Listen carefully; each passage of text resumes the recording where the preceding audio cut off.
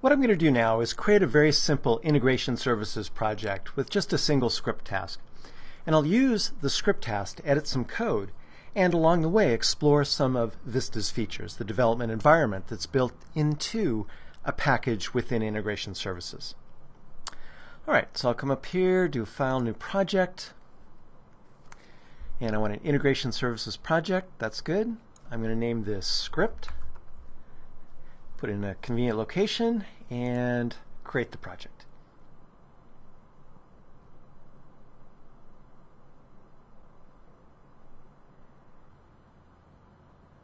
Okay, so there's my default package. I'll go ahead and change the name of that to script as well, following the pattern that I normally use in this course. There we go. And then I'm going to come over here to the SSIS toolbox and drag over a script task. Now, notice that as soon as I add the script task to the control flow designer, there is no red X icon on the task. And that indicates that the script task is already configured to execute successfully. It won't do anything useful, but the point is that there are no properties that you have to change before executing the package. So I can execute the package now, I won't get any errors, it won't do anything, but if I really wanted to execute it, I could. Alright, so now I need to edit the task. So I right-click, select Edit, and that opens up the Script Task Editor. So first thing to notice is that here on the script page is that I can select which script language I want to use for this particular component. I can mix and match within a package. If I wanted to use C# for this one, then add another script task later and use Visual Basic, and then add a script component to a data flow within the package, I could switch languages yet again. You can mix and match like that. But for this component, I need to select this language before I start editing the script. And the reason for that is that once I open up the script editor, it's going to build some objects in the language of my choice so that I can access them from my custom language. So it's very important to set this first. Okay? You can't go back in and change it. I can also change the entry point. I'm going to leave the default main. That's the standard entry point for C# applications. And then if I were going to interact in my script code with any variables in the package, then I would need to specify which variables I'm going to access as read-only variables and which I'm going to access as read-write variables. The reason I need to specify those is that the development environment will build up some wrappers that allow me to access those variables from within my script code. Okay, in this very simple example, I don't need to do any of that. So the next thing we need to do is just open up the script editor. And to do that, I just click on the Edit Script button there. Okay, and that opens up the Vista development environment. Notice that the name here is Vista Projects. So that's really the name of the window, but it's the Vista development environment. So I have Solution Explorer. Notice that I have various items there. I have Script Main, which is my code file. I can add additional code files if I want. I can add classes. I can add... It's a Visual Studio project for all intents and purposes. So you can do just about anything that you can do in the full version of Visual Studio, you can do here in terms of accessing C# objects as well as the .NET framework. So if you've done a lot of work in Visual Studio or up to this point even in SQL Server data tools for integration services packages, this is going to be a very familiar environment. It's a slightly stripped down version of the full version of Visual Studio, but you have Solution Explorer, you have the Properties windows. I'm going to hide these just to get them out of the way a little bit. And then here's the script main that I mentioned. Notice that I have a fair amount of code that's already in there.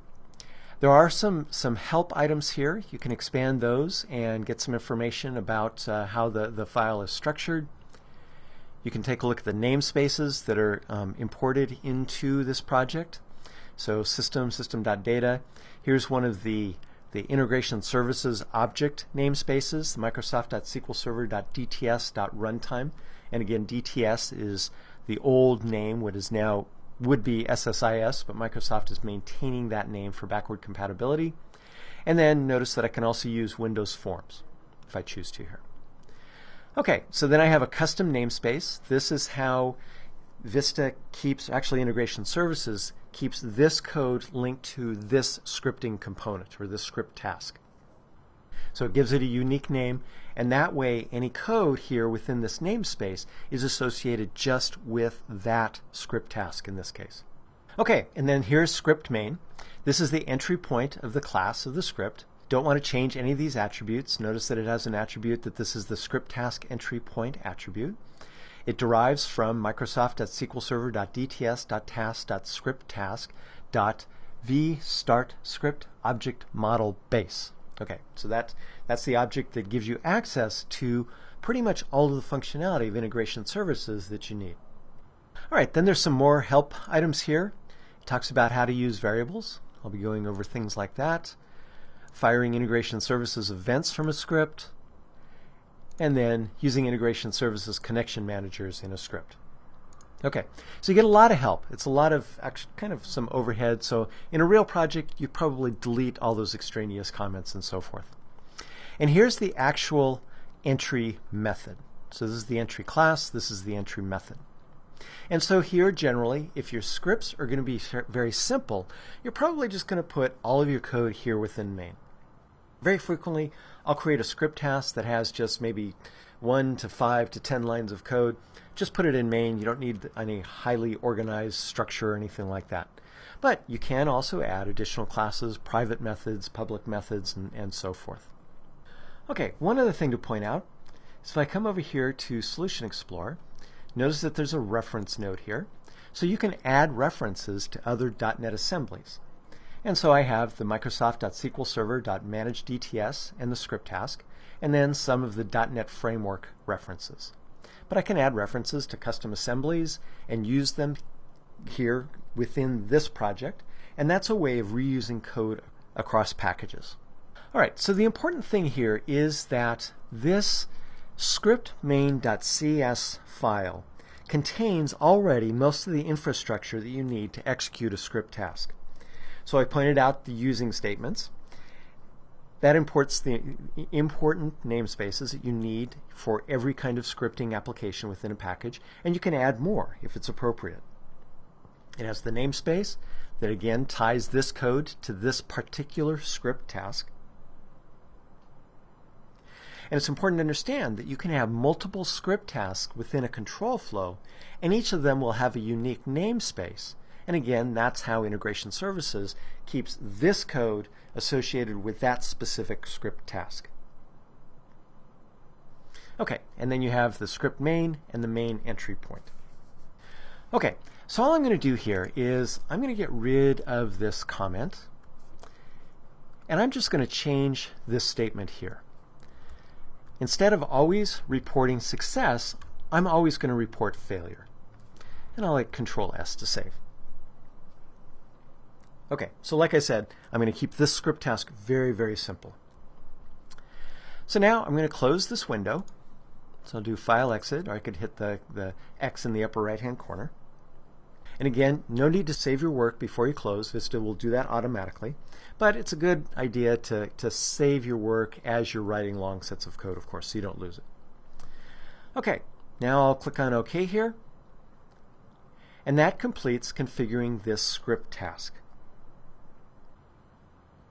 All right, now once again, go up to Solution Explorer, and I'll right-click on the task there and execute the package.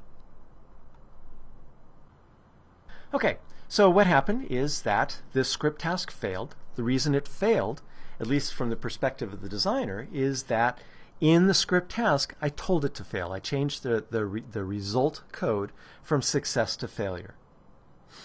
Okay. All right, let me hide this during runtime, and then come over to the output window. Attempt to move that over. And notice that I get this message that says, warning, at script blah, blah, blah, blah, blah, blah. Maximum error count reached. The execution method succeeded, but the number of errors raised, 1, reached the maximum allowed, 1. That's the default. So you can have one error and by default, and that causes the package to fail. You can change that number, resulting in failure. This occurs when the number of errors reaches the number specified in maximum error count. Change the maximum error count or fix the errors. And frankly, it's usually a better idea to fix the errors. And it says SSIS package and the location, finished, failure. And again, this happened because the script task has only one path of execution through it, and it had a failure error result returned. So I will stop execution there. And that's a very simple example of using the script task and the Vista editor.